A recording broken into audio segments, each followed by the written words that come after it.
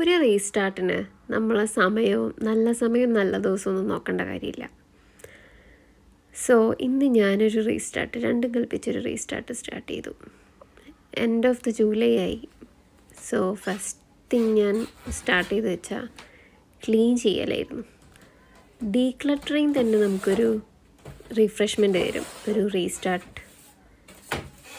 തുടങ്ങാനുള്ളത്. അതുകൊണ്ട് ഞാൻ നന്നായിട്ട് റൂം വൃത്തിയാക്കാൻ തുടങ്ങി.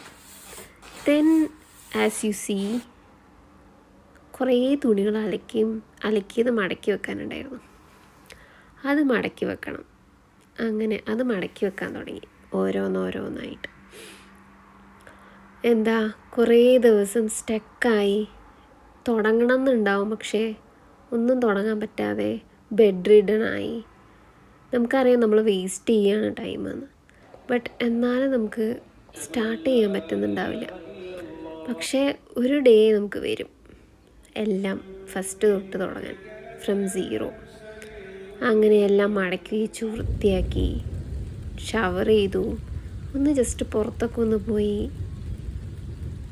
നേച്ചറിനെ ആസ്വദിച്ചു, പിന്നെ ഗുഡ് ഫുഡ് കഴിച്ചു.